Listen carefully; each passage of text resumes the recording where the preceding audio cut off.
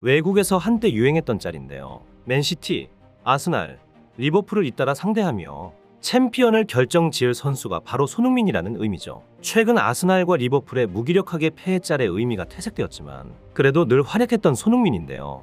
이번 시즌 손흥민은 아스날과 리버풀과 2번씩 총 4번을 만났는데 이 경기에서 모두 득점에 성공했고 손흥민의 활약으로 그들의 승점을 빼앗아갔죠. 시즌 초반에는 아스날 홈에서 멀티골을 넣어 승점을 가져왔고 리버풀을 7년 만에 꺾는 데 기여한 선제골을 넣었습니다. 손흥민은 맨시티 킬러로도 잘 알려져 있는데 불과 3년 전 지금보다 스쿼드도 부실하고 감독도 누누이인데 손흥민의 골로 맨시티를 잡았고 이번 시즌 맨시티 홈에서 펼쳐진 경기도 한 골 1도움을 기록하며 선수 부상으로 연패를 기록 중이던 팀의 분위기를 바꾸는 무승부를 기록한 바 있습니다. 2016년 과르디올라가 맨시티 감독이 된 이후 손흥민은 살라에 이어 가장 많은 골과 어시스트를 기록한 선수라는 객관적인 기록이 뒷받침하고 있죠. 오늘 경기는 메디슨을 윙어로 반더벤을 윙백으로 기용하고 드라구신을 선발로 기용한 가운데 손흥민의 활약은 어땠는지 자세히 살펴보겠습니다. 양팀이 긴장감 넘치는 경기를 선보였는데요. 스피드가 빠른 워커에게 손흥민을 전담하게 했고 이에 손흥민이 쉽게 기회를 가져가지 못했습니다. 지금 장면처럼 그바르디올이 가담하며 수비 2명이 붙는 경우도 다반사였는데요. 전반 18분 이 한 장면을 통해 맨시티가 손흥민을 얼마나 신경 쓰고 있는지를 단번에 알 수 있었죠. 메디슨이 볼을 잡은 순간 갑자기 수비 2명이 움직이기 시작합니다. 뒤에 있던 손흥민에게 볼을 패스하는 순간 빈 공간이 생겨났고 손흥민 존으로 불리는 중거리 슛 기회가 나올 수 있었는데요. 혹은 안쪽으로 파고 들어가 짧은 패스로 동료에게 좋은 기회를 만들어줄 수도 있었죠. 그때 맨시티 수비수 2명이 빠르게 질주하면서 손흥민에게 접근합니다. 절대 빈 공간을 주지 않겠다는 강한 압박인데요.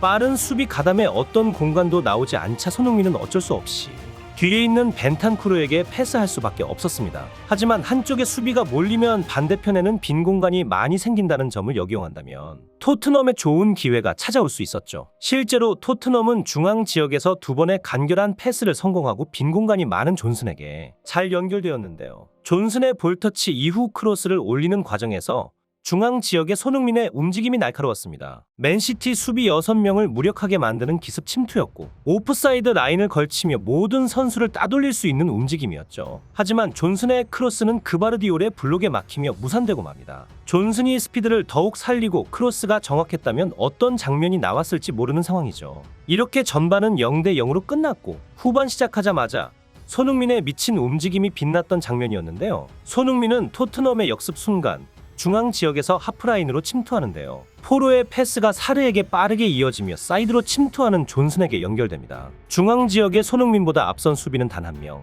이때 빠르게 달려가며 빈 공간을 지속적으로 확보해갔고 수비 1명이 손흥민에게 달라붙는데 존슨의 타이밍에 정확하게 맞춰 가속하는 모습이 기가 막혔습니다. 존슨의 크로스가 방향과 세기가 정확했다면 더 좋은 기회가 찾아올 수 있었지만 손흥민은 키퍼를 살짝 넘기는 슛을 시도했지만 아쉽게도 에데르송에게 막히고 맙니다. 이후 데브라이너와 혼란의 콤비 플레이로 맨시티의 선제골이 터집니다. 그리고 후반 종료 직전 펩이 발칵 뒤집어졌는데요. 토트넘의 적극적인 압박에 맨시티 수비가 당황하며 볼을 빼앗겼는데요. 그때 이 장면을 뒤에서 포착하고 있던 손흥민이 순간 스프린트를 치며 앞서 있던 수비수를 단번에 제껴내고 키퍼와 1-1 찬스를 맞이합니다. 여기서 골을 넣으면 동점이 되는 상황. 이때 과르디올라 감독은 실점을 예상해서 누워버렸고 손흥민은 이런 상황을 100% 놓치지 않는 걸로 유명했는데 아쉽게도 키퍼 선방에 막혀버립니다. 낮고 빠르고 정확한 방향으로 차며 키퍼가 막지 못하게 찼는데 너무나 아쉬운 순간이었죠.